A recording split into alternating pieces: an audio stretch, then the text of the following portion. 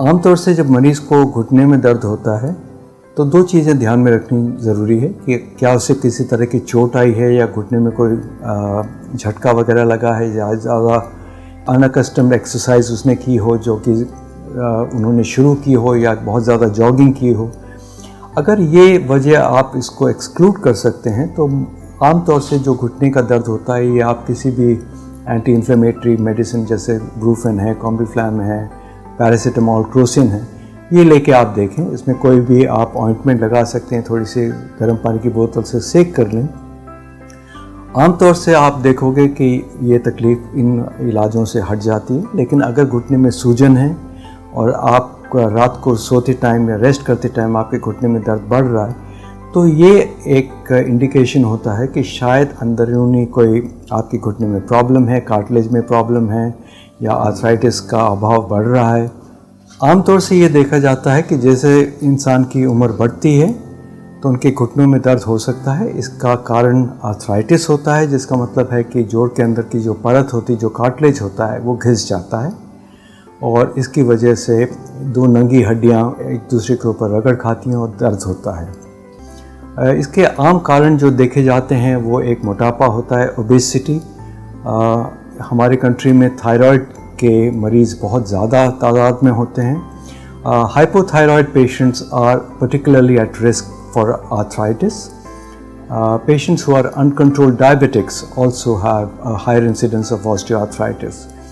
In addition, patients who have high uric acid or gout also can have symptoms of pain in the knees. Other than this, patients who have arthritis of the hip or lumbar spondylosis can also have referred pains in the knee. तो इन मरीज़ों में दर्द घुटने में होता है लेकिन उसकी जो जड़ होती है वो या तो उनके कूल्हे में होती है या उनके कमर में होती है। तो इसके लिए मरीज़ों का ठीक तरीके से एग्जामिनेशन, उनके एक्सरेज, उनके हिप के, पेल्विस के, घुटने के कराना ज़रूरी होता है। 80 से 85% जो घुटनों के मरीज़ होते हैं ये दवाइयों से या फिजियोथेरेपी एक्सरसाइजेस से, मोटापा कम करने की वजह से इस बीमारी का बहुत अच्छा इलाज हो सकता है। 10 से 15% जो मरीज़ होते हैं उसमें हमें किसी तरह के इंजेक्शन या ऑपरेशन की ज़रूरत पड़ सकती है। जो आमतौर से एक समझ है कि घुटने का दर्द का मतलब होता है नी रिप्लेसमेंट। मैं बताना चाहूँगा कि मुश्किल से 5 से 7% लोग मरीज़ ऐसे होते हैं जिनकी आर्थराइटिस इतनी बढ़ जाती है कि उन्हें रिप्लेसमेंट कराने की ज़रूरत होती है। एक नी रिप्लेसमेंट एक बहुत ही एक कामयाब ऑपरेशन है। इसके रिज़ल्ट्स बहुत अच्छे होते हैं और एक अच्छा किया हुआ घुटना आमतौर से ऑपरेशन के बाद 20 से 25 साल तक चलता है। एक आम लोगों के मन में एक शंका होती है कि जो ऑपरेशन होता है, ख़ास करके जो नी रिप्लेसमेंट होता है, ये हम सिर्फ 60 या 65 की एज में कर सकते हैं।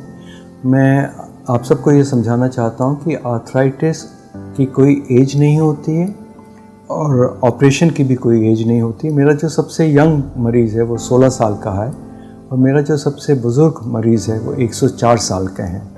तो इंडिकेशंस के ऊपर डिपेंड करता है और ये हर उम्र में हो सकता है और ये हर उम्र में कामयाब भी हो सकता है अगर ठीक तरीके से इसको किया जाए और मरीज़ उसके बाद एडिक्वेट फिजियोथेरेपी और एक्सरसाइज करे।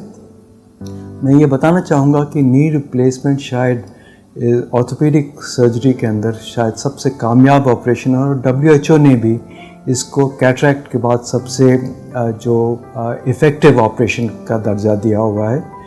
और ऑपरेशन के लिए सिर्फ 2 चीज़ों की ज़रूरत होती है कि पेशेंट फिट हो, उसका इंडिकेशन सही हो और ऑपरेशन के बाद वो सही तरीके से रिहैबिलिटेशन, एक्सरसाइज और फिजियोथेरेपी करे। और इन 3 चीज़ों के करने से इसकी कामयाबी और बुलंद होती है और मरीज़ दर्द को छोड़ के अपने नॉर्मल एक्टिविटीज़ और क्वालिटी ऑफ लाइफ को एक एडिशनल हाई लेवल पे ले जा सकता है। Thank you.